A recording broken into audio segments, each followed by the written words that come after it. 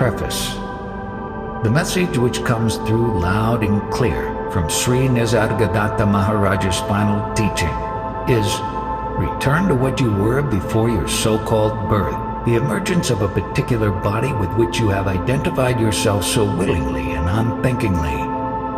Be in that eternity, which is a state of wholeness, even though your body may be broken, a state of richness, even though you may have no earthly possessions, a state of imperturbable peace and quietude, even though the world around you may go up in flames. That state, before birth, is even now and ever now, because it is before time itself, before time in the guise of becoming, emerged as the tyrannical concept that rules our life and enslaves us. It is the changeless reality from which all change has sprung: space, time, the entire world of experience, and all our cherished illusions.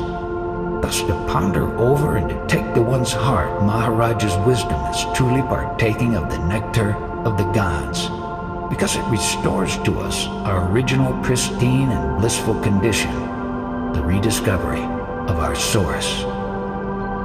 And Sri Nisargadatta Maharaj is a true master at the art of transcendence.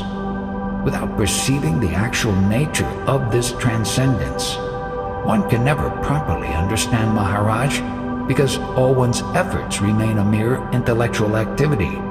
And one of the great pitfalls in the spiritual quest is to get stuck on a particular level, all the while thinking one has attained the final goal. The process of transcendence in this case consists of two phases. First, by thorough understanding of what one is operationally, through careful observation and contemplation, one may come to a realization of the sense of being, or the consciousness of I amness in its pure state, without the slightest taint of individuality. For this consciousness is actually the universal consciousness and is realized only through transcendence of the me. Essential in this realization is the understanding of one's real identity, which has been obscured by our identification with the body. The body itself is inert and does not proclaim any identity. By identifying with the body, we are imposing limits on ourselves, where in reality there is none. Thus we are the totality in which all objects and personalities appear and disappear, but in itself is personalityless or impersonal. Upon cutting this false identification with the body, our real nature manifests as formless, bodiless, and mindless, in that which the mind is viewed as mere internal noise, or an artificial, i.e. conceptual framework superimposed on a state of no mind, the manifest dynamic consciousness. In this state, one has no needs and demands, and so there can no longer exist any problems. It should also be seen clearly that this consciousness or beingness, the sentience which distinguishes us from a lifeless lump of flesh, has come upon us like a stranger in the night, beyond any apparent causality. Although in itself of a strictly temporal nature and intermittent in its manifestation, it ever strives to maintain continuity in time through anchoring itself to the sense of body and the memory of the manifold experiences and conceptual images that make up the body's mental associations. The second phase of the process of transcendence is that in which even this beingness or universal consciousness is transcended. The beingness in its aspect of knowingness transcends itself, leading to the realization that one is that beingness as phenomenon or manifestation only. But fundamentally, one is not that at all. One is none of these temporal things, because space-time has no reality outside our being. It has come about with the beingness as a mode of perceptual experiencing. That is, as an experiential framework which enables us to observe the essentially formless and timeless as objects in sequential manner. So what is one then, when all the superficial and superimposed appearances have been removed? One is what always has been and always will be. timelessly the source, or the absolute which has spawned this entire relative world. On the other hand, because the beingness is strictly temporal, it cannot even support itself. It needs the support of the absolute. And so ultimately, we are that. One common problem is that we wish to reach that, when in reality we are it all the time. We think that self-realization consists in becoming aware of, know, experience, or understand the absolute. All modes of duality that apply only to the beingness. Does a fish in the ocean, in order to function, have to have a certain awareness of water? Do human beings, while living in space, need special understanding of space? Maharaj in this connection states paradoxically, whatever you understand, you are not. In non-understanding, you understand yourself. Best, therefore, simply to be, without trying to think on it. That is, without superimposing distraction as mine. What pains us particularly in this complete reversal of accepted social values? To view our ultimate reality as a kind of nothingness or emptiness, an eternal stillness, rather than continuous movement and activity towards some useful end, like standing things on our head. The point is that we live essentially for the waking state. In this state we do things as a doer, working towards our imagined security and happiness, and in the process gather ever more experiences. At the same time, the sleep state is considered an irrelevant interval, if not a waste of time, and a fearful reminder of death. But the truth is the very opposite. The waking state only is time, and all that is part of the beingness which is inevitably to be lost. So what ultimately is the use? The concept that things have an ultimate usefulness, which on the most profound level is the same as time in the absolute, must be dropped as erroneous, as Maharaj stated so pointedly. Even the highest is useless to the highest.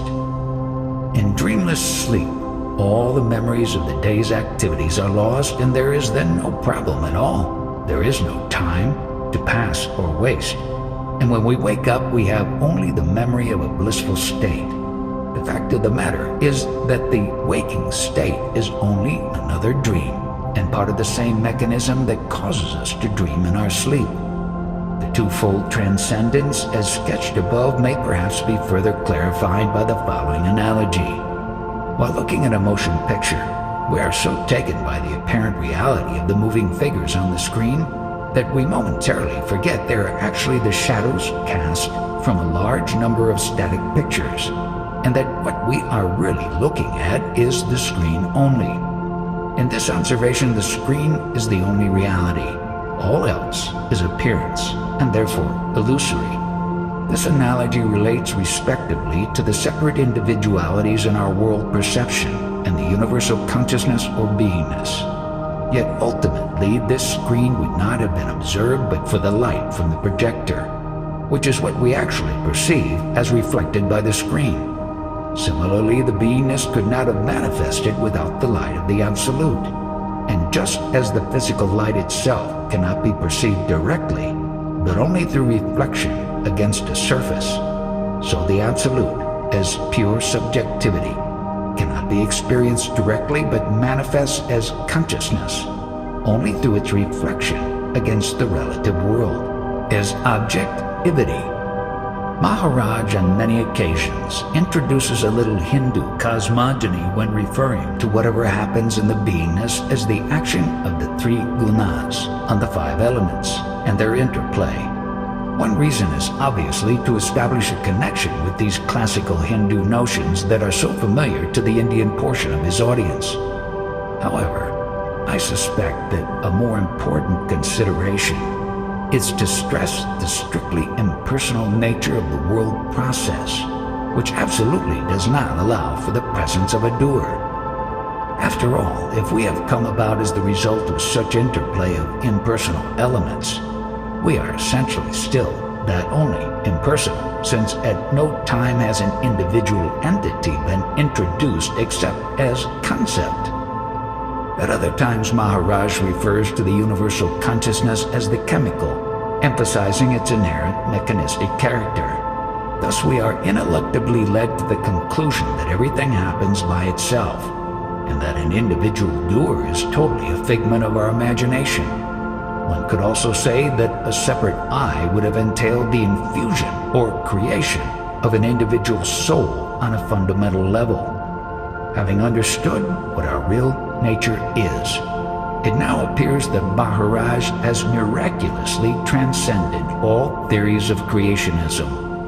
It should further be noted that Maharaj throughout his teachings explicitly or implicitly transcends all other dualities as well. Even the basic question whether duality or non-duality is the nature of the ultimate reality, long a bone of contention in Indian philosophical thinking.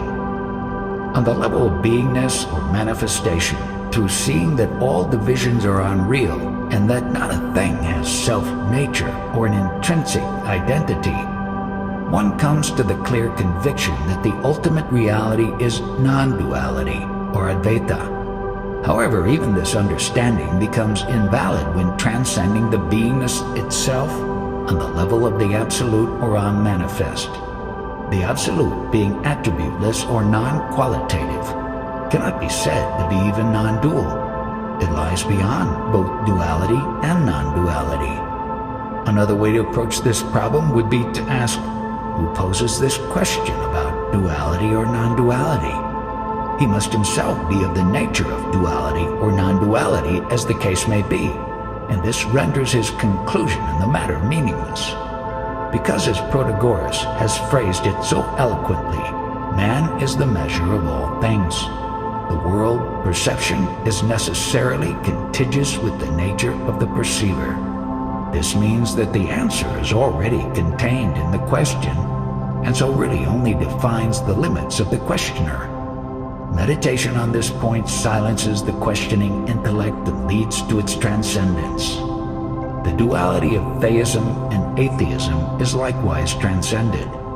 God or gods can only be in the realm of beingness. In Maharaj's scheme of things, God is not of the highest, for even God needs the support of the Absolute. As he so often stated, for God to exist, you must be there first. Without you, God cannot exist. Finally, Maharaj transcends the separate paths of bhakti and jnana, devotion and knowledge. Both approaches can lead to the highest. It depends on one's disposition and aptitude which serves him best. But the ultimate flowering in the moment of grace is identical, the final surrender of the ego.